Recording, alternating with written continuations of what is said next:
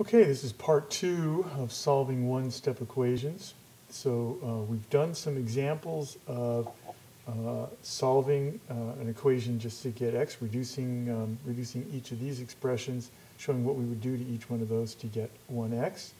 So let's go ahead and solve some equations.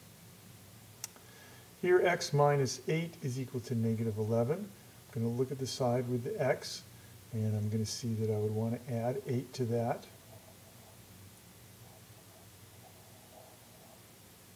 And that's going to reduce to 1x. Those guys will cancel out. Negative 11 plus 8. In this part of the problem, actually doing the addition and the subtraction properly, that's where people make some mistakes, so you want to be careful. Negative 11 plus 8 is equal to negative 3.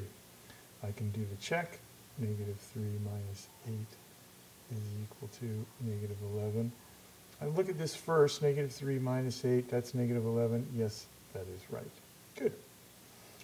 All right. I forgot to give you a chance to pause the video. So I'll go ahead and pause the video here, or you can pause the video and go ahead and do these two problems on a piece of paper. Okay, let's see how you did. On this side, I would take away 13 to leave just n by itself. And that means I'm going to take 13 away from this side because we have to do the same thing to both sides. Go ahead and highlight that. Since this is an equal sign, these two sides are balanced. So 14 and a negative 13, that's going to be a negative 9. Let's check this. Negative 9 plus 13. And let's see, that equals 4, and that's the answer that I'm looking for. So, yep, that's right. N plus negative 9 equals negative 15. That's a negative, so I want to add a positive in order to cancel that out, leaving just n on that side.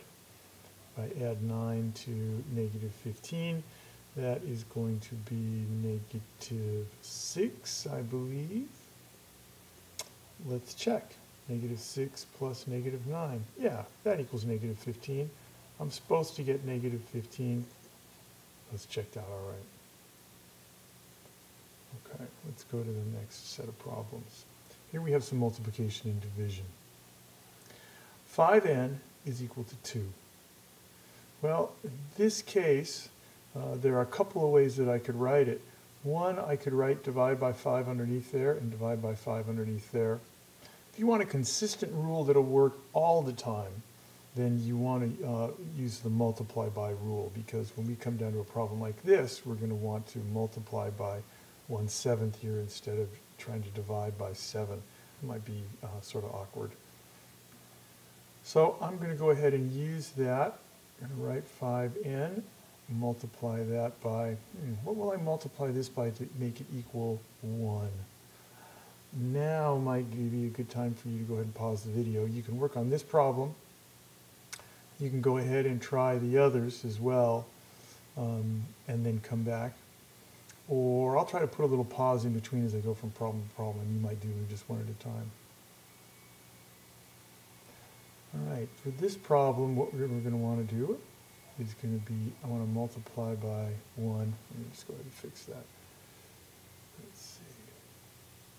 I want to multiply by 1/5.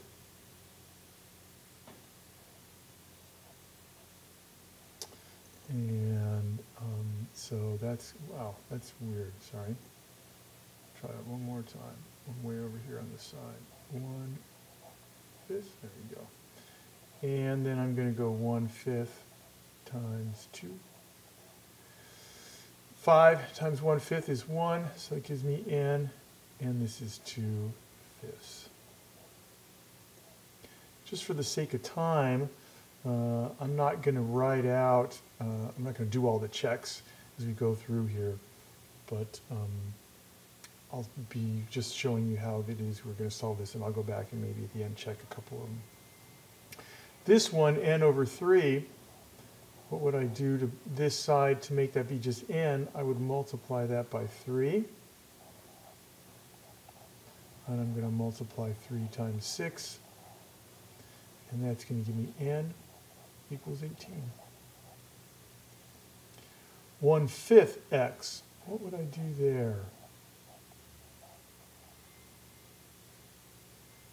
Well, I would, again, sorry, you might pause the video here if you like. Yeah, I'm going to multiply that by 5. 5 times. I'll take 1 3/8 and make that be an improper fraction. So x is equal to 55/8. 8 goes into 55 6 times. So that's going to be 48 with 7/8 left over. This one, A, this is the side I want to focus on. What would it make that 1A? You might try it yourself. All right, I'm going to multiply that by 3/2.